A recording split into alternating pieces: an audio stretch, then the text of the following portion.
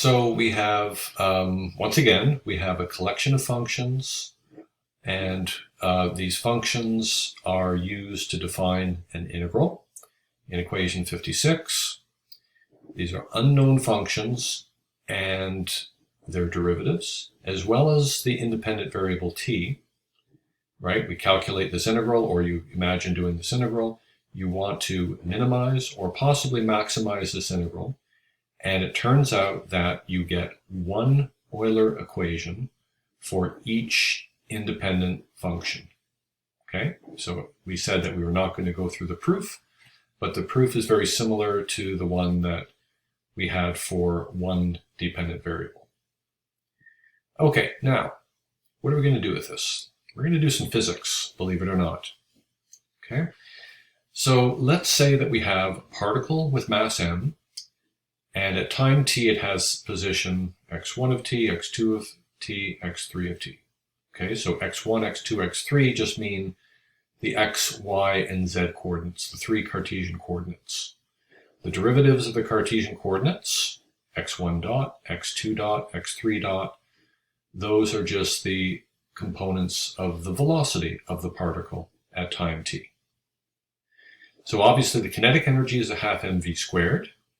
V squared is Vx squared plus Vy squared plus Vz squared. Vx is x1 dot in the notation we're using. Vy is x2 dot. Vz, the z component of the velocity, is x3 dot. Okay, so there's the kinetic energy. So let's say we have the object moving in some potential field, meaning the potential energy of the object will be dependent on position, x1, x2, x3.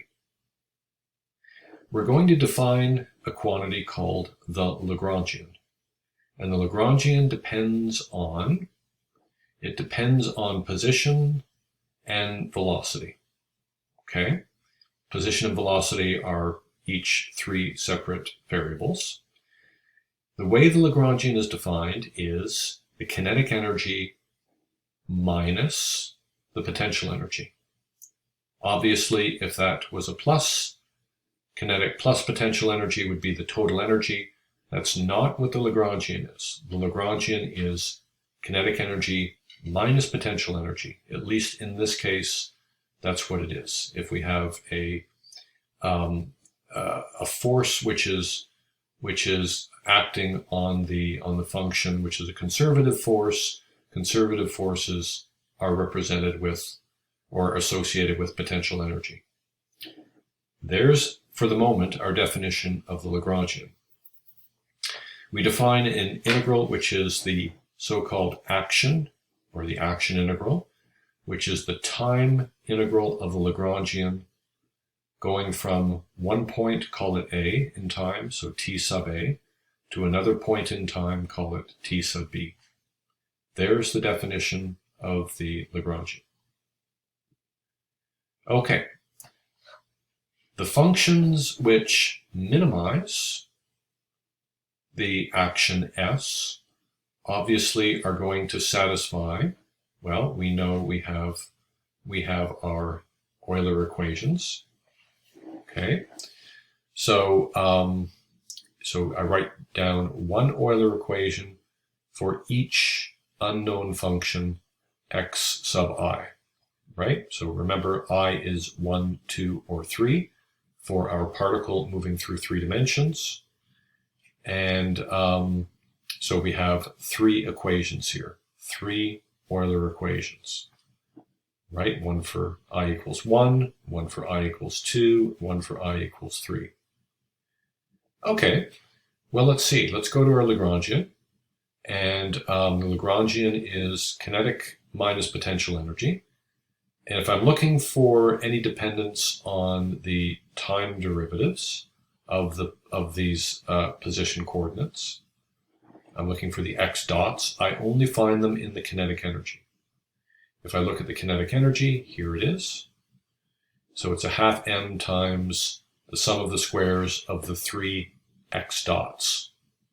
Okay, the three components of the velocity. If you pick any one of those and take the derivative of the kinetic energy, and therefore the Lagrangian, right? If you take the derivative of the Lagrangian with respect to one of these x dots, only the kinetic energy matters because they're not present in the potential energy. Well, then you have to take the derivative of the kinetic energy with respect to x dot. That will give you, if you think about it, looking at equation 58, that will give you m times x dot sub I. Again, I is arbitrary. It's 1, 2, or 3, meaning x, y, or z. Okay? Now, if you then take the t derivative, the time derivative of that partial derivative, well, m is constant, you're going to get a second time derivative of the coordinate x sub I. And we recognize this x double dot is the second time derivative. We recognize that as a component of the acceleration. Okay, the other part of the Euler equation is the second term. We need to calculate the derivative of the Lagrangian with respect to each one of these xi's. Well, the Lagrangian is the kinetic minus the potential energy. Only the second term, the potential energy with the negative sign, has any dependence on x's. Remember, these depend on x dots. We treat those as separate variables. So we only see the x's over here. So the derivative of L with respect to one of these x's is negative the derivative of the potential energy with respect to one of those x's. That's equation 65. If I substitute equation 64 for the first term and equation 65 for the second term, note I have two negative signs, negative, and where is it? Negative. That gives us a positive sign. But then I take that term and I bring it over to the other side of the equation. So I get a negative sign back. And I get m x double dot sub I equals negative du by dx sub I. And there is a differential equation of some sort. So you look at equation 66 and say, well, so what? I can't do anything unless I know what u is. That's true. But look, what is equation 66? We recognize, of course, as we said, x double dot I is just the I component of the acceleration. Oh, wait a minute. And negative du by dx sub I, this is just going to be the I component of a force, of a conservative force. Remember, a force is negative gradient of the potential energy. This is just a component of the force. Wait a minute. I think that's saying F equals ma for component number I. In other words, Newton's second law emerges from the Euler-Lagrange equation. Okay, that's interesting. So it turns out that what we've done is generally true. The equations of motion, so I highlight this here, the equations of motion in classical mechanics are derivable from a minimization of the action for a suitably chosen Lagrangian. Two things here. Why is it minimization instead of maximization? Well, we're not going to prove it, but it turns out that that's the case. And what do I mean by a suitably chosen Lagrangian? Well, we've chosen one up till now that is just the kinetic energy minus the potential energy. That's not always true, but it is true if you have a particle moving subject to a conservative force field. Okay? So it turns out that the so-called Euler-Lagrangian equation, Euler-Lagrange equations, which is equation 69, are an alternative means to derive the equations of motion. In other words, equations which describe how an object moves, subject to forces which may be acting on it. Okay? Why are these called the Euler-Lagrange equations? Well, they are one example of the Euler equation that we described earlier. The function that we're taking these derivatives of is what we call the Lagrangian, so that's why it's called the Euler-Lagrange equations. generally speaking, when the forces are all conservative, as I said, the Lagrangian has this simple form. Lagrangian is equal to the kinetic energy minus the potential energy. Okay? So, so what? So what if this is true? Why would I ever use this? Well, it turns out there are some problems in classical physics that are classical mechanics that are difficult to do using the methods that you've learned about so far in your mechanics courses, but which are really, well, I wouldn't say easy, but a lot easier to do using this Lagrangian formalism. Okay, so let me go through one example here. Okay, and it's an example of a block. Here's a block, mass m, sliding along a surface. The surface is a surface of this triangular object, which has mass big M. And as it slides, well, it turns out big M itself, this mass of this triangle is not fixed in position. It's on a frictionless surface, and it's possible that this mass may move as the little mass also moves. You can probably guess that as this mass moves down, big M is going to recoil and move to the left. Okay? So in this problem is completely describable using 2 degrees of freedom. Okay, so that's what I refer to up here. Even though this mass has, 3 Cartesian coordinates, and this mass here, maybe that corner of it, is describable with 3 Cartesian coordinates. There's only 2 total Cartesian coordinates that really matter.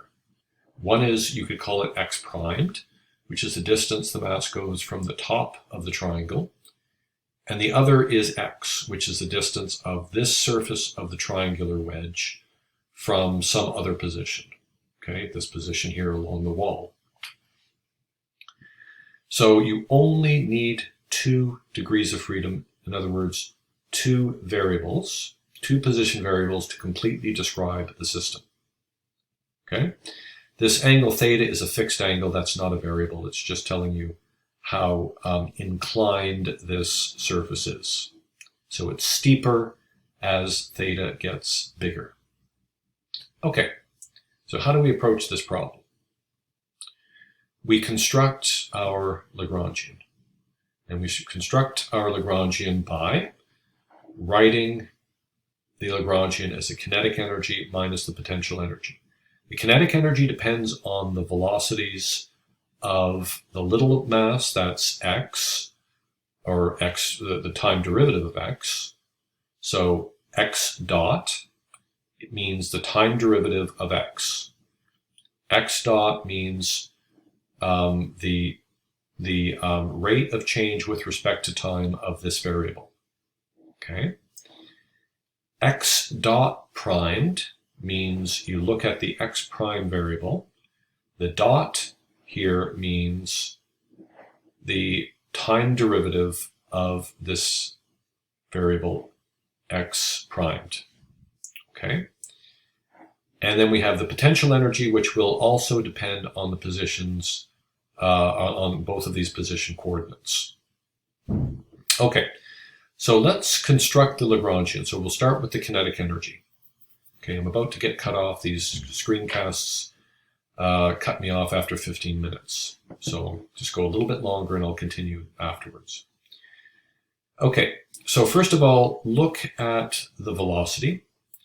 The velocity of the big mass is simply going to be x dot times I hat.